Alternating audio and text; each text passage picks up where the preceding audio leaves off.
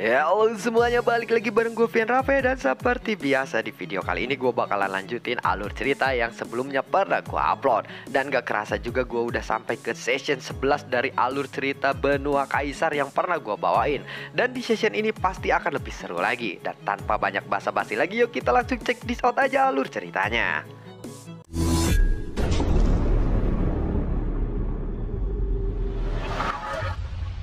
Di episode sebelumnya, Xiaoyan yang telah berhasil masuk ke aliansi dewa. Saat ini Xiaoyan sedang mencari rumah tempat ia tinggali. Namun pada saat dia berjalan-jalan di sebuah toko, dia bertemu dengan seseorang yang misterius. Xiaoyan tidak tahu dan tidak melihat dalam ingatan Xiaofeng saat ini tentang orang itu. Jadi Xiaoyan pun mengabaikan orang itu. Dan ketika penjaga toko melihat orang di sebelah Xiaoyan, si penjaga toko langsung memberikan hormat kepada orang itu. Xiaoyan pun lalu memperhatikan bahwa orang ini juga memiliki 8 bintang putih di jubahnya. Itu menunjukkan bahwa orang itu setara dengannya. Saudara Mayu, ya tentu saja rumah ini akan aku jual kepadamu saja, ucap dari penjaga toko. Baguslah kalau begitu.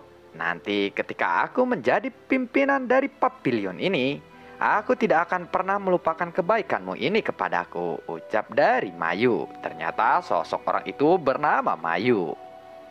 Mayu ini jelas memiliki posisi yang sangat tinggi di pavilion ke-9 ini. Dan tingkahnya juga sepertinya sangatlah arogan. Xiaoyan sudah paham hanya dengan melihat tingkah lakunya saja. Logikanya pun sangatlah sederhana. Melihat itu, Xiaoyan pun akhirnya memiliki ide. Xiaoyan pun lalu berkata, begini saja, bagaimana jika aku membayar rumah ini dengan harga 12.000 koin naga, ucap dari Xiaoyan. Hei Xiaofeng, apakah kamu ini bodoh? Dari mana kamu bisa mendapatkan uang sebanyak itu? Tanya dari Mayu. Saat Xiaoyan mendengar kata-kata itu, dia pun lalu memperlihatkan uangnya. Dan uang milik Xiaoyan setara dengan 200.000 koin naga. Melihat itu, Mayu pun langsung memandangi Xiaoyan dengan penuh kecurigaan. Dia masih tidak percaya dengan apa yang terjadi di depannya ini. Xiaofeng memiliki begitu banyak uang. Xiaoyan pun kembali berkata, baiklah, jika 12.000 koin naga tidak cukup, maka aku akan membayarnya sebanyak 15.000 koin naga. Bagaimana? Tanya dari Xiaoyan kembali. Xiaofeng, aku sudah lama tidak melihatmu. Kamu bisa hidup lebih lama seperti ini saja, itu sudah cukup baik untukmu. Jika kamu melakukan ini, akan aku pastikan kamu seperti menggali kuburanmu sendiri, ucap dari Mayu. Hei, kenapa? Apakah kamu mau bertarung denganku di sini? Tanya dari Xiaoyan kepada Mayu. Xiaofeng, meskipun kamu telah menembus Douxian bintang 8, jangan lupa kalau kamu pernah sekarat olehku, ucap dari Mayu. Sudahlah, sudah. Karena kamu tidak mampu membayarnya dengan harga lebih tinggi dariku, maka rumah kelas 1 ini akan menjadi milikku, bukan? Soal bertarung, kita bisa melakukannya nanti, ucap dari Xiaoyan. Baiklah Xiaofeng, aku akan membiarkanmu untuk memiliki rumah ini terlebih dahulu. Tetapi akan aku pastikan dan aku jamin bahwa kamu tidak akan mampu hidup saat berpartisipasi dalam upacara daftar emas nanti, ucap dari Mayu. Lalu Mayu pun pergi setelah itu. Dia lalu menghibaskan tangannya. Dia tampaknya sedikit merasa takut dan tidak ingin bertarung di tempat ini. Tetapi Xiaoyan hanya mengira Mayu tidak ingin bertarung dengannya saat ini. Sepertinya Mayu tidak ingin membuat masalah dengan Xiaoyan karena upacara daftar emas sudah sangatlah dekat. Jika Mayu terluka, itu akan mempengaruhi performanya dalam partisipasi upacara daftar emas. Tentu saja Mayu ingin mencapai hasil yang terbaik pada upacara daftar emas kali ini. Xiaoyan sendiri tidak terlalu mengkhawatirkan hal seperti itu karena dia tidak begitu mengetahui daftar emas itu sendiri. Meskipun Xiaoyan hanya berada di tengah-tengah bintang 9 Douxian saja, Xiaoyan merasa percaya diri karena dia memiliki harta dari Ken Yun dan juga Liu Er di tangannya. Kemudian Penjaga toko lalu menyerahkan kunci rumah kelas 1 kepada Xiaoyan. Sekarang Xiaoyan hanya menyisakan 5.000 koin naga saja di tangannya. Dan Xiaoyan juga merasa sedikit menyesal karena telah membeli rumah itu dengan harga yang sangat mahal. Karena dia sudah menghabiskan 2 miliar Xuan Yuan Qindan sekaligus. Akan sangat merepotkan untuk seseorang alkemis jika dia kekurangan Xian Yuan Qindan. Itu sangatlah buruk bagi seseorang alkemis. Kemudian Xiaoyan pun bertanya kepada penjaga toko, "Apakah kamu mempunyai peta di tempat ini?" Tanya dari Xiaoyan. Penjaga toko pun segera tersenyum ketika mendengar kata-kata atau pertanyaan seperti itu. Lalu dia pun mengeluarkan peta dan menyerahkannya kepada Xiaoyan. "Peta ini peta terbaru di sini. Banyak tempat yang telah dibangun kembali. Jadi peta ini memang sangat diperlukan untukmu. Aku akan memberikan ini kepadamu secara gratis saja," ucap dari sang penjaga toko. Kemudian Xiaoyan pun mengambil peta itu dan mengangguk. Lalu kemudian dia pun berjalan-jalan di sekitaran pavilion ke-9 ini. Dan dia sudah membeli beberapa ramuan di tempat ini. Rumah yang baru saja dibeli oleh Xiaoyan berada di tengah-tengah pavilion. Tempat ini bukan lagi rumah kayu kecil seperti milik Xiaofei sebelumnya. Xiaoyan pun lalu berjalan masuk ke dalam rumah itu. Tepat ketika dia masuk, dia melihat ada 2 pelayan di sana. Lalu mereka pun menyambut Xiaoyan dengan sangat hormat. Tetapi saat berikutnya, Xiaoyan juga melihat bahwa 2 pelayan ini memiliki belenggu di pergelangan kaki mereka. Ini jelas menandakan bahwa pelayan ini adalah tawanan saat perang.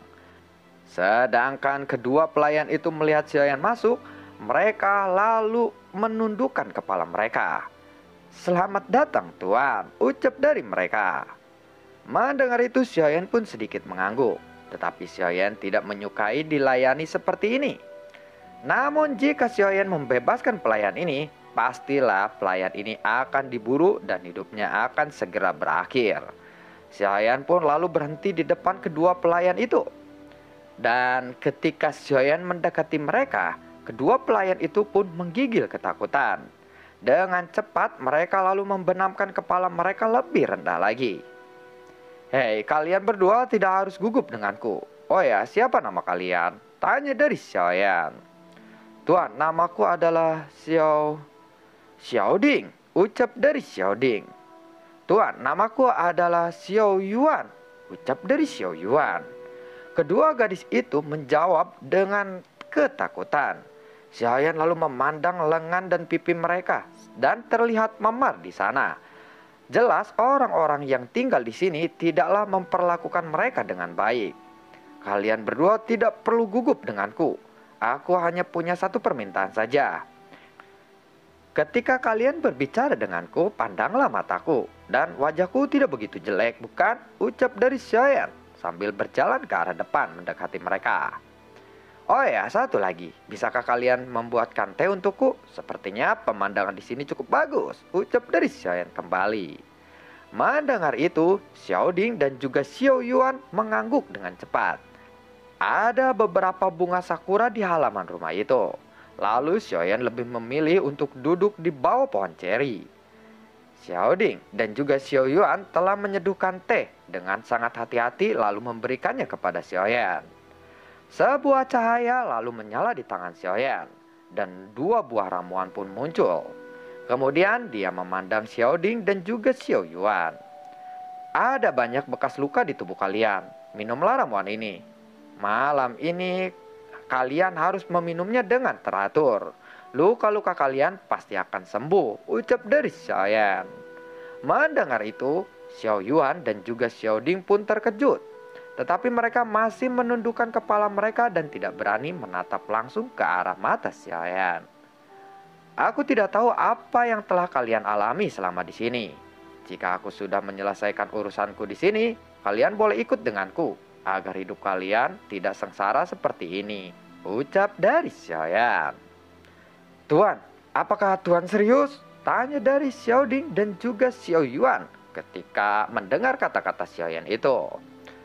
"Tentu saja, aku serius.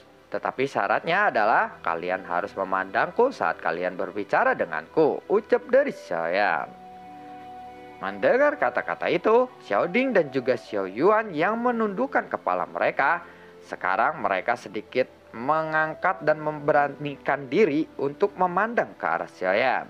Saat Xiaoyan melihat wajah mereka, di sana ada beberapa bekas luka dan pasti itu dilakukan dengan sengaja oleh orang-orang aliansi dewa di sini. Pada saat ini, Xiaoyan juga tidak tahu pastinya berapa dalam lukanya. Jadi, dia tidak mungkin untuk memulihkannya dalam waktu yang singkat. Xiaoyan sendiri merasa malu kali ini. Tindakan ini sungguh sangat menjijikan bagi Xiaoyan. Memang ada kemenangan dan juga kekalahan dalam perang. Aliansi dewa menganggap kehidupan orang-orang ini sebagai budak selamanya. Jadi Xiaoyan bertekad untuk menghentikan ini. Setelah Xiao Ding dan juga Xiao Yuan mengangkat kepala mereka, Xiaoyan pun langsung tersenyum. Kedua gadis itu lalu memandang wajah Xiaoyan dengan sedikit membeku.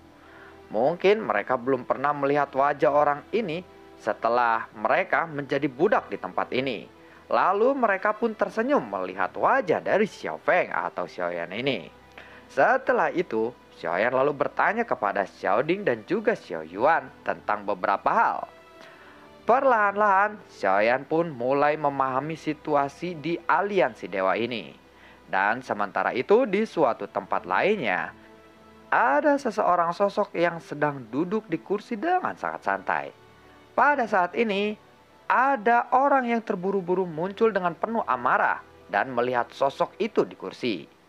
Cheng Lin, Xiao Feng telah kembali, ucap dari orang yang baru saja muncul, dan ternyata itu adalah Mayu. Dan sosok yang sedang duduk itu, Xiaoyan pernah melihatnya di dalam kenangan Xiao Feng yang kedua. Mayu, apakah kamu berhalusinasi? Xiao Feng telah berpartisipasi dalam perang. Dia sudah dinyatakan mati. Kamu pasti salah melihat, ucap dari Cheng Lin. Mana mungkin aku bercanda denganmu? Anak itu tidak hanya kembali, tetapi tampaknya dia mendapatkan uang yang banyak. Dan bahkan dia menjadi lebih berani sekarang. Bahkan dia berani menantangku, ucap dari Mayu. Ekspresi Chen Li langsung berubah dan memandang ke arah Mayu dengan sangat serius ketika dia mendengar kata-kata itu. Apakah kamu benar-benar yakin bahwa itu adalah Xiao Feng? Tanya dari Chen Li. Ya, kamu masih tidak mempercayaiku kali ini? Benar, dia pasti mendapatkan keberuntungan selama dia menghilang, ucap dari Mayu lagi. Xiao Feng, yang aku tahu dia tidaklah ambisius. Dia selalu mengakui bahwa dia tidak cukup kuat dan tidak berbakat. Jika yang kamu katakan itu benar, aku rasa Xiao Feng bukanlah Xiao Feng yang dulu lagi. Dia pasti telah menjadi lebih kuat, ucap dari Chen Li. Aku tidak memeriksa kekuatannya, tetapi dengan bakat yang buruk seperti itu, kemana dia bisa pergi dan bertahan selama ini? Aku rasa dia hanya berpura-pura menjadi lebih kuat saja.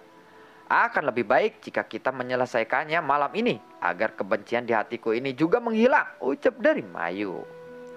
Mayu, kembalinya Xiao Feng ini pasti ada sesuatu yang besar sebelumnya, sehingga dia mendapatkan kekayaan yang besar seperti itu. Selama dia berada di aliansi dewa, kita memiliki kesempatan untuk menyelesaikannya kapan saja. Kita masih harus mengetahui detailnya dulu. Kita tidak boleh bertindak sembarangan kali ini. Karakter Xiao Feng itu memang lemah. Pasti ada sesuatu yang terjadi kepada Xiao Feng sehingga dia bisa berubah karakternya seperti itu. Dan masih ada waktu sebelum upacara daftar emas dimulai. Jadi kita perlu menyiapkan segala sesuatunya terlebih dahulu, ucap dari Chen Lin. Baiklah, aku akan mengikuti kata-katamu. Hari ini aku akan mengirim seseorang untuk mengintai anak itu. Setelah upacara daftar emas selesai, kita harus menjadi penguasa dari pavilion ke-9 ini, sehingga kita bisa melenyapkannya dengan mudah, ucap dari Mayu. Mendengar itu, Chen Li pun tersenyum dan mengangguk. Dan setelah Mayu berbicara seperti itu, dia pun lalu melangkah pergi dari sana. Lalu wajah Chen Li pun secara bertahap mulai tersenyum. Namun senyumnya ini penuh dengan kejahatan atau senyuman jahat. Xiao Feng, Aku benar-benar terkejut karena kamu ternyata masih hidup. Sepertinya racun yang kuberikan kepadamu sedikit lebih ringan ya. Tetapi karena kamu kembali, aku akan membuat hidupmu jadi lebih buruk lagi. Kamu pasti akan mati lagi di sini, ucap dari Chen Li. Sementara itu, sepanjang malam, Xiaoyan terus berpikir bahwa Mayu pasti akan datang untuk mengganggunya. Namun tampaknya masalah ini tidaklah terjadi pada malam ini. Setelah fajar menyingsing pun, Xiaoyan perlahan bangkit dan pergi keluar rumahnya. Xiaoyan lalu berjalan-jalan mengelilingi kota. Selain pedagang, tidak ada satu orang pun yang mengobrol dengan Xiaoyan saat ini. Orang-orang di sini hidup dengan sangat masing-masing atau acuh tak acuh. Dan akhirnya pun Xiaoyan tiba di sebuah puncak gunung. Xiaoyan merasa bahwa gunung ini ditutupi oleh pesona yang sangat indah. Namun kemudian Xiaoyan melihat ada sosok yang memasuki gunung satu demi satu. Tetapi ia juga harus membayar beberapa koin naga untuk memasuki gunung itu. Untuk bisa melihat pemandangan indah di gunung ini, mereka bahkan harus membayar. Tiba-tiba lalu muncul seseorang di sebelahnya. Sosok itu tersenyum kepada Xiaoyan. Xiaoyan pun sedikit memutarkan pandangannya memandangi sosok yang datang itu. Xiaofeng, sudah lama aku tidak melihatmu, ucap dari sosok itu. Namun Xiaoyan pun mengabaikan sapaan dari orang itu. Tapi sosok itu tidak marah kepada Xiaofeng dan terus berbicara dengan lembut. Aku benar-benar senang melihatmu. Oh, ternyata kamu masih hidup. Jika kamu masih marah kepadaku atas apa yang aku lakukan di masa lalu, aku benar-benar minta maaf kepadamu. Kamu juga tahu bahwa Mayu jauh lebih kuat dariku dan aku tidak berani menentang mereka karena akulah yang akan mati jika aku melakukan itu, ucap dari Chen Li. Xiaoyan pun segera menoleh saat itu. Sosok yang ada di depannya ini pernah dilihatnya dalam kenangan kedua milik Xiaofeng. Sosok ini adalah Chen Li. Xiaoyan pun tiba-tiba tersenyum mendengar itu. Kemudian berpura-pura menjadi sangat akrab dengannya. Dia pun lalu menepuk bahu Chen Li dan berkata, "Aku mengerti. Itu semua pasti karena kamu tidak punya pilihan lain bukan selain menaati perintah dari Mayu," ucap dari Xiaoyan. Mendengar itu, Chen Li pun tersenyum. Seperti yang dia duga bahwa Xiaofeng ini akan tetap menganggapnya sebagai teman apapun yang terjadi. "Kalau begitu mari kita minum-minum malam ini," ucap dari Chen Li. Maaf, aku tidak bisa. Masih ada sesuatu yang harus aku lakukan malam ini," ucap dari Xiaoyan sambil mengepalkan tangannya. Ditolak oleh Xiaoyan, Chen Li pun terkejut. Dia sepertinya tidak menyangka bahwa Xiaofeng atau Xiaoyan ini akan menolaknya. "Xiaofeng, aku dengar sekarang kamu tinggal di rumah kelas 1 bukan? Apakah kamu akan melupakan temanmu ini setelah kamu menjadi kaya raya?" tanya dari Chen Li lagi. Mendengar itu, Xiaoyan lalu menunjuk gunung di depannya. Chen Li pun lalu membeku dan bertanya-tanya. "Kamu akan memasuki gunung sumber ini?" tanya dari Chen Li melihat itu. Mendengar itu, Xiaoyan pun lalu mengangguk. "Oh ya, upacara daftar emas semakin dekat. Terlalu beresiko jika kamu pergi ke sana, karena di gunung sumber itu banyak pemangsa dan bahaya yang sangat tinggi. Mungkin kamu bisa terluka di sana. Oh ya, kamu tampaknya sekarang sudah benar-benar berubah ya," ucap dari Chen Li kembali. Namun Xiaoyan masih tetap terdiam. Wajahnya pun tanpa ekspresi. Sedangkan Chen Li terus-menerus mengamati ekspresi dari Xiaoyan ini. "Oh ya, aku pergi dulu." Xiaoyan mengucapkan kalimat dengan sangat singkat. Alasannya sangatlah sederhana. Itu karena Xiaoyan belum tahu nama dari orang di depannya ini. Supaya tidak mencurigakan, dia pun akhirnya sedikit berbicara saja. Setelah berbicara seperti itu, Xiaoyan pun berjalan maju. Chen Li pun lalu melihat bagian belakang dari tubuh Xiaofeng itu. Chen Li sangat mengenal Xiaofeng dengan sangat baik. Tetapi pada saat ini, Xiaofeng sangat terlihat aneh. Mayu, sepertinya ada sesuatu yang salah dengan Xiaofeng itu. Bisa-bisanya dia berani masuk ke Yuan Mai, Lingshan. Kamu juga harus pergi ke sana dan kamu harus merampoknya jika ada kesempatan di sana, ucap dari Chen Li. Setelah itu, Mayu pun lalu muncul di belakang Chen Li. Ya, baguslah kalau begitu. Tetapi dengan bakat Xiao Feng, aku rasa dia pasti akan terbunuh sebelum aku bertemu dengannya di sana, ucap dari Mayu. Memang sepertinya dia belum membuat banyak kemajuan selama ini. Dia mungkin sedang berpura-pura menunjukkan kekuatan kepada kita, ucap dari Chen Li. Dan lalu bagaimanakah kelanjutan ceritanya? Akankah terjadi pertempuran di gunung yang ditunjuk oleh Xiaoyan itu? Karena Xiaoyan akan memasuki gunung itu. Nantikan konten gue berikutnya dan semoga sehat selalu untuk kalian. Tidak lupa gue selalu ucapin terima kasih banyak buat kalian yang sudah mendukung channel ini dari awal hingga saat ini. Dan gue selalu ucapin beribu-ribu terima kasih buat kalian yang sudah mensupport channel ini lewat link Saweria di bawah kolom deskripsi. Oke, sampai ketemu di video gue berikutnya. Assalamualaikum dan sampai jumpa. Semoga sehat selalu untuk kalian. Dadah.